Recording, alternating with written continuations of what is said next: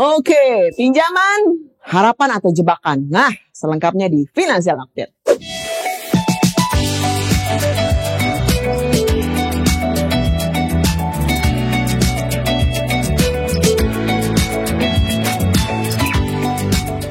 Oke, niatnya menyelesaikan masalah, malah jadi masalah baru. Nah, ini dia bagaimana cara mengelola pinjaman produktif. Beberapa waktu kemarin sempat kita bahas mengenai apa saja sih yang perlu diperhatikan sebelum pernikahan.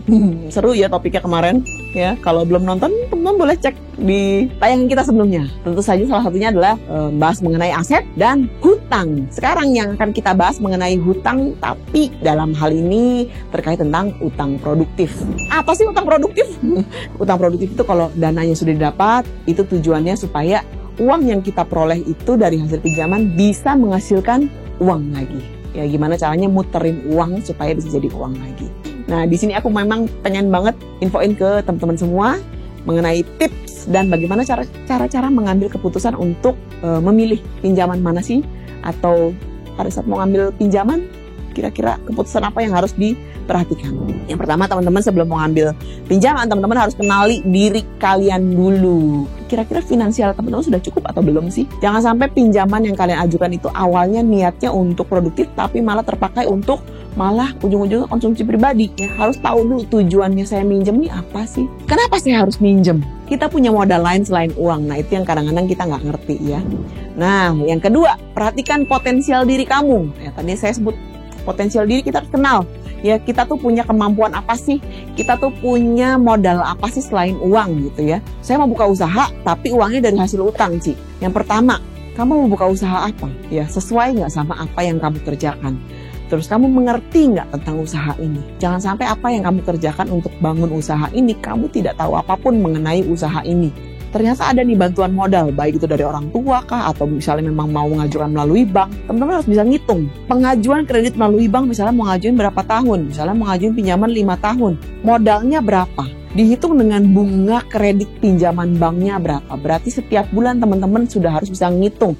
Saya harus jualan berapa? Saya harus punya omset berapa untuk menutupi biaya pembayaran cicilan saya, hutang saya ini, baik itu ke bank maupun ke tempat-tempat lain misalnya gitu ya. Misalnya kalau ngutangnya jangan banyak, satu tempat aja gitu ya, jadi nggak banyak gitu. Dan yang paling utama adalah tentu saja disiplin. Ya, kalau teman-teman tidak disiplin, semua informasi ataupun ilmu ekonomi yang teman-teman sudah punya, tentu saja penerapannya tidak akan bisa berjalan dengan sesuai. Kalau teman-teman sudah bisa menghitung itu semua, cari lingkungan yang support, yang bisa membantu mengingatkan, ada cicilan, bayar cicilan bank, ada cicilan ini. Semakin teman-teman disiplin untuk membayarkan semua cicilannya, otomatis perputaran keuangannya pun jauh lebih sehat. Kalau perputaran uangnya sehat, otomatis keuangannya juga produktif. Jadi utangnya bisa menghasilkan dana baru lagi. Kalau di bank, teman-teman, atau di lembaga keuangan, teman-teman minjem ke lembaga keuangan, teman-teman punya track record pinjaman atau track record kreditnya bagus, cara rapot kredit bagus, pada saat itu sudah lunas, teman-teman mengajukan lagi pinjaman melalui lembaga keuangan tersebut, itu jauh lebih sangat-sangat dimudahkan gitu ya, karena sudah melihat pembayarannya lancar kok, nih rekening korannya sehat. Nah, buat bank itu juga merupakan salah satu target market, diberikan pinjaman untuk pengelolaan dana. Nah, yang ketiga, teman-teman ini harus tahu kemampuannya, jangan kapasitas diri. Ya, hati-hati banget loh teman-teman dengan pinjaman online di luaran ya. Dan itu ngegulung terus, pada saat nggak bisa kebayar, otomatis ya teman-teman yang rugi nanti. Ya, boro-boro usahanya jalan, malah dikejar hutang. Jadi jangan terlalu cepat gampang diiming-imingi sama plafon yang besar. Teman-teman jadi gampang sekali gelap mata untuk ngambil nominal besar. Padahal kenyataannya teman-teman nggak butuh ya dana sebesar itu. Akhirnya uang sisanya malah kepake untuk hal-hal yang tidak produktif.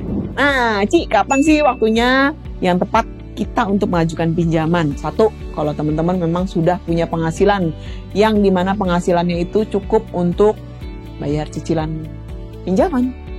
Kalau bank pun mau ngasih utang, ya dia nggak bakal ngasih utang ke orang yang nggak punya uang atau yang sudah punya hutang sebelumnya, bener nggak? Jadi dia justru orang-orang yang punya duit yang ditawarin utang, ayo hutang dong. Kenapa? Karena pada saat dia ngutang, dia mampu untuk bayar hutang tersebut. Bank juga nggak mau rugi, bener nggak? Ya nggak mau ada kredit macet. Pertanyaannya kalau teman-teman tanya, kapan waktu yang tepat untuk berhutang? Nggak ada waktu yang tepat sih ya kalau saya boleh bilang. Usahakan pakai gunakan modal yang ada dulu. Jadi kalau bisa jangan dibiasakan untuk berhutang. Ya, karena hutang itu sulit, nanti akan menyusahkan diri kita sendiri kalau tidak bisa bayar, tidak siap ya untuk berhutang. Lalu akhirnya jadi menyusahkan orang-orang di sekeliling kita. Kalau teman-teman di sini punya orang tua yang memang pensiunan, PNS, TNI, Polri gitu ya, teman-teman boleh ya mau ngajuin pinjaman di kita di Kopnus Pos ya.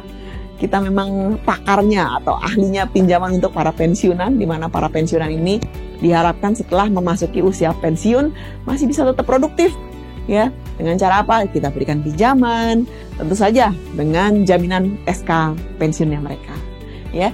Informasi lebih lengkap teman-teman boleh cek di website kita Kopnus Pos, atau bisa cek juga di sosial media kita, ada di YouTube maupun di Instagram. Gitu ya teman-teman. Terima kasih hari ini, semoga apa yang saya sampaikan bisa bermanfaat. Kita ketemu lagi di episode berikutnya di Financial Update. Saya Ime Wong, pamit undur diri. Terima kasih.